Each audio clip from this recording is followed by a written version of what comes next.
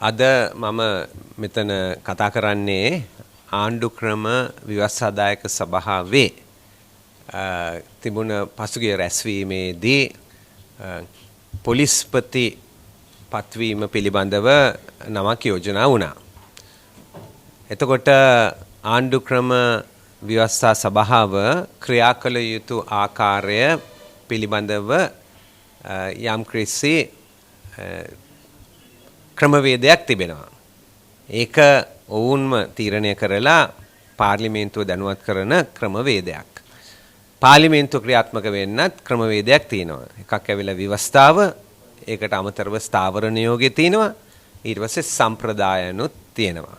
ඒ අනුව තමයි කතානායක කෙනෙක් තීරණ ගත යුත්තේ. ආණ්ඩු ක්‍රම ව්‍යවස්ථාදායක සභාව ක්‍රියාත්මක කිරීමෙත් ක්‍රමවේදයක් තිබෙනවා.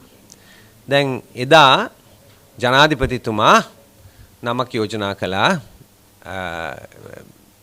ලංකාවේ පොලිස්පති හැටියට වැඩබලන පොලිස්පති තෙනකෝන් මැතිතුමාව පොලිස්පති හැටියට නම යෝජනා කළා. දැන් ජනාධිපතිතුමාට ඕනම නමක් යෝජනා කරන්න පුළුවන්. පත්වීම කරන්නේ ජනාධිපතිතුමා. නමුත් පත්වීම කරන්න පුළුවන් ආණ්ඩු ක්‍රම ව්‍යවස්ථාදායක සභාවේ අනුමැතිය දුන්නොත් පමණයි. ආණ්ඩු ක්‍රම ව්‍යවස්ථා සභාවට නමක් යෝජනා කරපුවාම ඒක ඒ ව්‍යවස්ථාදායක සභාවේ සමාජිකයන් ඒ නම ගැන හොයලා බලලා ඒ අය තීරණයක් ගන්න ඕනේ. ඒ ආණ්ඩු ක්‍රම ව්‍යවස්ථා සභාවේ නමක් යෝජනා වුණාම පොලිස්පතිට නෙමෙයි ඕනම එකකට සාමාන්‍යයෙන් ඒක යන්න ඕනේ ඔක්කොමලගේ එකඟත්වයෙන් යන්න ඕනේ. එහෙම තමයි ඇත්තටම යන්න ඕනේ. කන්සෙන්සස් වෝට් එකක්. එකඟත්වයෙන් යන්න ඕනේ දෙයක්. එකඟත්වයක් නැති තැන තමයි ඡන්දයකට යන්නේ. එකඟත්වයක් නැතිකොට සාමාන්‍යයෙන් යන්නේ එකඟත්වයෙන්. දැන් ඇත්තටම එකඟත්වයක් නැත්තම් හරිද? ඒක නිසා ආණ්ඩු ක්‍රම ව්‍යවස්ථා සභාවක් තියෙන්නේ. එකඟත්වයක් නැත්තම් ඇත්තට ඒ නම ඉල්ලාස් කරලා අලුත් නමක් යෝජනා කරන්න ඕනේ. පත්වෙන් හුඟක් එනවා ව්‍යවස්ථාදායක සභාවට එකඟත්වයෙන් ඒක කරන්න ඕනේ. එකඟත්වයෙන් කරන්න බැරි නම් ඇත්තටම ඒවා ඉල්ලාස් කරලා අලුත් නමක් යෝජනා කළ යුතුයි. නමුත් එහෙම කළේ නැත්නම් එතකොට ඒක යන්නේ ඡන්දයෙන්. ඡන්දයෙන් යනවා නම් අවම ගානේ ඡන්ද 5ක් තිබිය යුතුයි. පත්වීමක් දෙන්න. එතකොට එදා වුණේ 4 දෙනෙක් ජනාධිපතිතුමාගේ නාම යෝජනාවට පොලිස්පති හැටියට 4 දෙනෙක් ඡන්දේ ජනාධිපතිතුමා එක්ක එකඟත්වයෙන් ඡන්දය දුන්නා. දෙන්නෙක් ඡන්දේ විරුද්ධව දුන්නා. ඒ දෙන්න ඇවිල්ලා සමගි ජන බලවේගයේ නායක සජිත් ප්‍රේමදාස මැතිතුමයි කබීර් හැෂීම් මැතිතුමයි ඡන්දේ විරුද්ධව දුන්නා. තව දෙන්නෙක් ඒ කියන්නේ සිවිල් සමාජයේ සමාජිකයන් දෙන්නෙක් ඒ අය ඡන්ද දීමෙන් වැළකී සිටියා. ඡන්දේ දුන්නේ නැහැ. ඉතින් අපි දන්නවා ඉංග්‍රීසියෙන් කිව්වොත් for ඡන්ද දෙනවා, against ඡන්ද දෙනවා, abstention තියෙනවා. ඒ කියන්නේ ඡන්දය නොදී සිටීම. ඡන්දය නොදී සිටිනවා නම් කවුරු හරි ඒකෙන් අදහස් කරන්නේ ඒ අය ඡන්දය වෙනුවෙනුත් නැහැ, ඡන්දයට විරුද්ධවත් නැහැ. ඒකට abstention එකක් කියලා කියන්නේ. ඒක වෙන කාටවත් ඒක තේරුම් කරන්න පරිවර්තනය කරන්න බෑ. මොකද ඒ අය කියන්නේ මේක පිළිබඳව මගේ අදහස මම ප්‍රකාශ නොකර සිටීමයි කියලා කියන්නේ. ඉතින් එතන තමයි මෙතන සිදු වෙලා තියෙන්නේ. 4 දෙනෙක් ජනාධිපතිතුමාගේ යෝජනාව වෙනුවෙන්, දෙන්නෙක් ජනාධිපතිතුමාගේ යෝජනාවට විරුද්ධව, දෙන්නෙක් ඡන්දය නොදී සිටීම. ඉතින් ඡන්ද 5ක් නැහැ. ඒ නිසා පත්වීමක් නැහැ. මොකද මේක සාමාන්‍යයෙන් වෙන්න ඕනේ ඔක්කොමලාගේ එකඟත්වයෙන් කන්සෙන්සස් වෝට් එකක් වෙන්න ඕනේ. ඒක තමයි මේ නීතිය කියන්නේ. එහෙම එකක් නැත්තම් ඡන්ද 5කින් තමයි කෙනෙක්ව පත් කරගන්න පුළුවන්. ඒ තැනට පත් කරගන්න පුළුවන්. මේ ආණ්ඩු ක්‍රම ව්‍යවස්ථාදායක සභාවේ ඒකේ මේ නීතිය තියෙන්නේ 41E5 තමයි මේක සඳහන් කරලා තියෙන්නේ. ඒකේ සභාපතිතුමාට ආණ්ඩු ක්‍රම ව්‍යවස්ථාදායක සභාවේ සභාපති ඇවිල්ලා සාමාන්‍යයෙන් කිව්වොත් කතානායක සභාපතිතුමාට ඡන්දයක් නැහැ. ඔරිජිනල් වෝට් එකක් නැහැ. ඒ කියන්නේ සම ඡන්ද තිබුණොත් ඒ කියන්නේ සමසමව ඒ කියන්නේ එකඟව විරුද්ධව සමසව ඡන්දය තිබුණොත් පමණයි සභාපතිතුමාට ආණ්ඩුක්‍රම ව්‍යවස්ථාදායක සභාවේ ඇත්තටම ඡන්දයක් දාන්න පුළුවන්. නැත්නම් ඡන්දයක් දාන්න බෑ. සභාපතිතුමාට ඡන්දයක් නැහැ. ඉතින් ඇත්තටම මෙතන කතානායකතුමාට ඡන්දයක් මෙතන නැහැ. හරිද?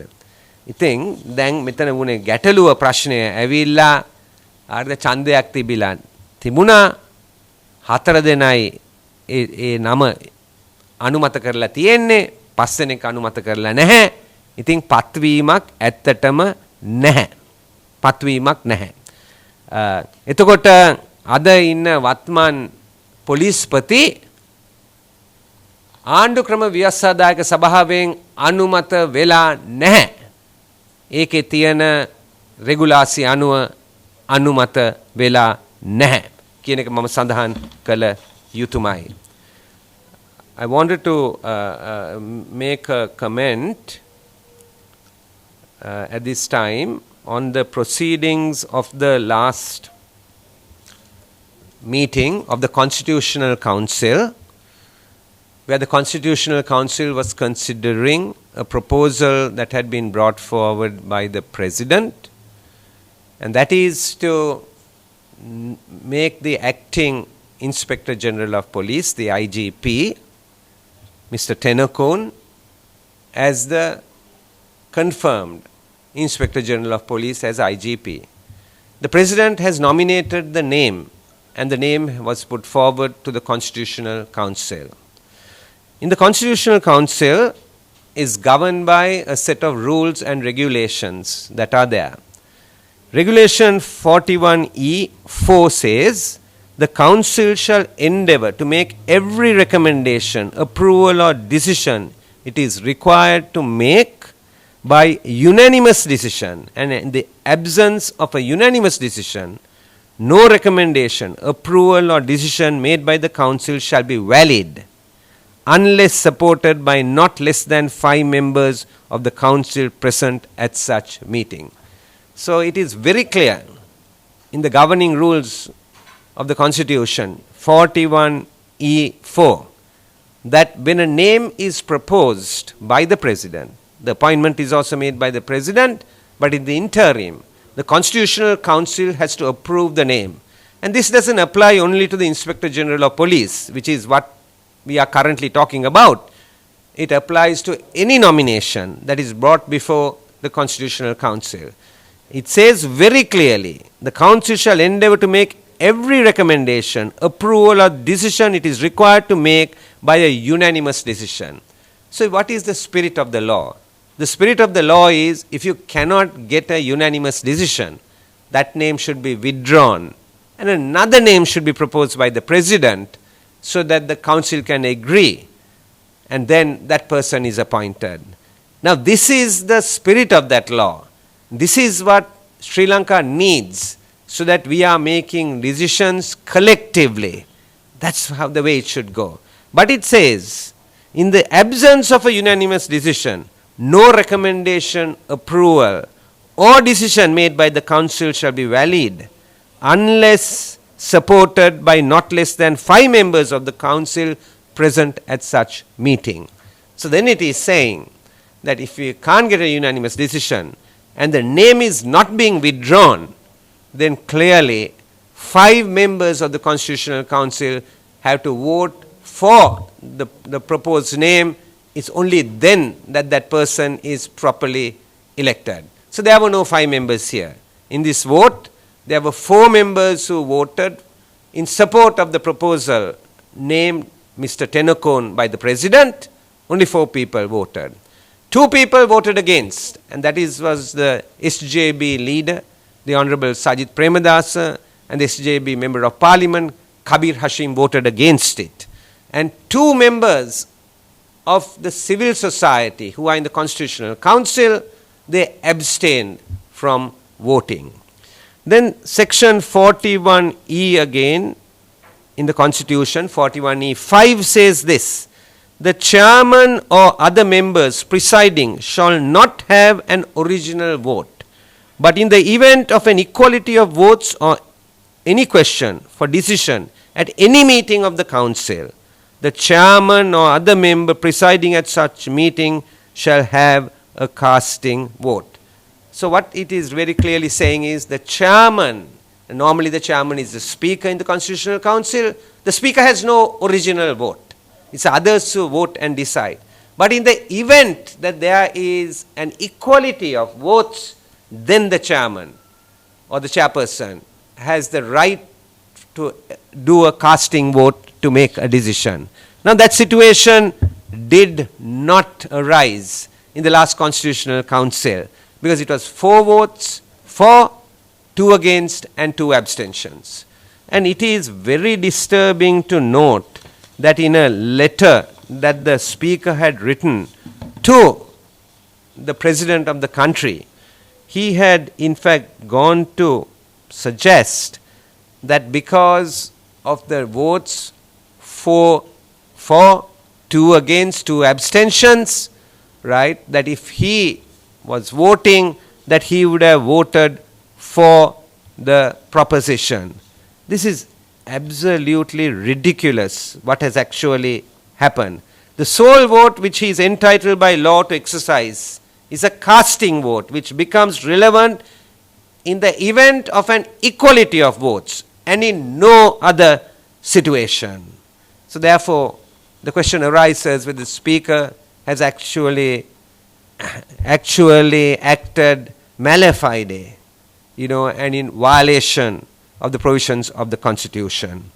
Right? So the only basis for a person to be constitutionally appointed is by following the Constitution. And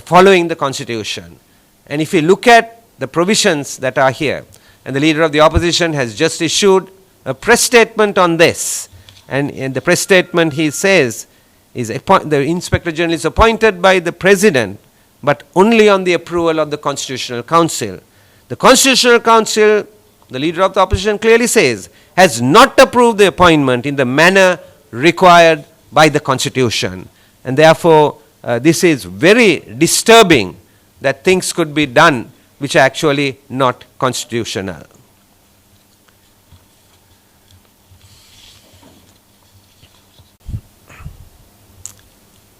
අහන්න මොනවාරි තියෙනවා නම් අහන්න පුළුවන් නැත්නම්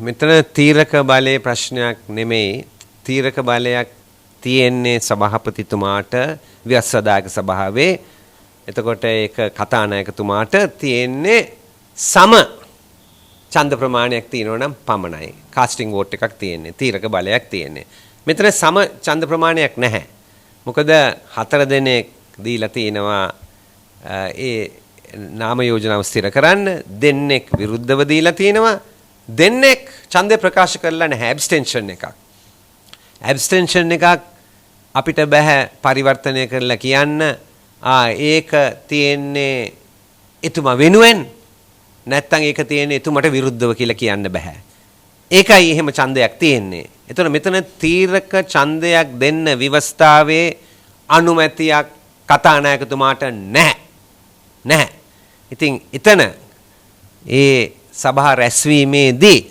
හරිද සභා රැස්වීමේදී ඡන්දය දුන්නද නැද්ද කියලා මම ප්‍රශ්න කළා නේද දැන් එතුමාගේ කාර්යාලයෙන් ওই ව්‍යවස්ථාදායක සභාවෙන් එන තොරතුරු අනුව පේන්නේ එතුමා එතන ඡන්දයක් දීලත් නැහැ කොහොමත්. ඉතින් පත්වීමක් නැහැ. මොකද සාමාන්‍යයෙන් මේක කියන්නේ ව්‍යවස්ථාවේ කියන්නේ 41 ඊවල කියන්නේ සාමාන්‍යයෙන් නමක් යෝජනා වුණාම ව්‍යවස්ථාදායක සභාවට ඒක ඔක්කොමලාගේ එකඟත්වයෙන් වෙන්න ඕනේ කියලා. ඒක තමයි කියන්නේ. ඒක එකඟත්වයෙන් කරගන්න බැරි වුණොත් අවම වශයෙන් ඡන්ද 5ක් තියෙන්න ඕනේ කියලායි සඳහන් කරන්නේ. ඒතර ඒ ඡන්ද 5 එන්න ඕනේ. ඒ සභාවේ සමාජිකයන්ගෙන් සභාපතිතුමාගෙන් නෙමෙයි. සභාපතිතුමාට එක අවස්ථාවයි තියෙන්නේ ව්‍යවස්ථාවේ ඡන්දේ දාන්න. ඒ කියන්නේ ඡන්ද එක හා සමානව තියෙනවා නම් තීරක බලය. එතකොට එතුමාට කාස්ටිං වෝට් එකක් තියෙනවා. ඒ අවස්ථාවේ විතරක් ඡන්දය දාන්න. නමුත් ඒකත් සිදු වෙලා නැහැ. ඉතින් විවස්ථාව අනුව මේක සිදු වෙලා නැහැ. ඉතින් මේක අධිකරණයේ තර්ක වේ.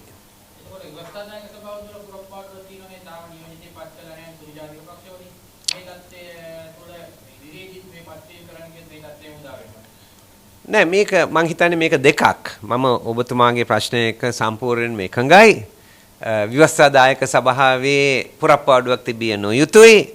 ඒ නිසා ව්‍යවස්ථාදායක සභාවේ පුරප්පාඩුවක් තිබිය නොයුතුයි. ඒක පුරවන්න ඕනේ. ඒ සමාජිකයා දාන්න ඕනේ. ඒක දෙකක් නැහැ. ඒක දෙකක් නැහැ. ඒක කළ යුතුයමයි. ඒකත් කතානායකතුමා ඒ ප්‍රශ්නේ විසඳන්න ඕනේ. ඒ ප්‍රශ්නේ විසඳන්න ඕනේ. ඉතින් ඒ ප්‍රශ්නය එන්නේ ප්‍රධාන පක්ෂ ටික අයින් කරලා අනිත් කුඩා පක්ෂ ගත්තොත් නම් මං හිතන්නේ ඒ අයගේ බහුතර තීරණයෙන් හරි ඒක තීරණය වෙලා ඒක පුරවන්න ඕනේ. ඒක හිස්තැනක් හැටියට තියන්න බෑ. කතානායකතුමා එතන ක්‍රියා කරන්න ඕනේ. නමුත් මම කියන්නේ ඒක විසඳන්න ඕනේ. නමුත් මේ ප්‍රශ්නයට ඒක අපිට යාබද කරන්න බෑ. මෙතන තියෙන්නේ කතානායකතුමා ව්‍යවස්ථාව උල්ලංඝනය කරලා තියෙන එකක්. විපක්ෂ නායකතුමා මේක පැහැදිලිව දැන් ප්‍රසිද්ධ කරලා තියෙන මාධ්‍ය නිවේදනයක පැහැදිලිව කියනවා එතන ਉਹ ඡන්දය දුන්නෙත් නැහැ. එකක් උට ඡන්දය දෙන්නත් බෑ. මොකද තීරණාත්මක ඡන්දයක් නෙමෙයි. ඒක ඡන්දය දෙන්නත් බෑ. ඒ නිසා මේ පත්වීම ජනාධිපතිතුමා කරලා තියෙන්නේ විවස්ථාදායක සභාවේ අනුමැතිය නොමැතිවයි කියලා විපක්ෂ නායක දැන් ප්‍රසිද්ධියම සඳහන් කරලා තියෙනවා.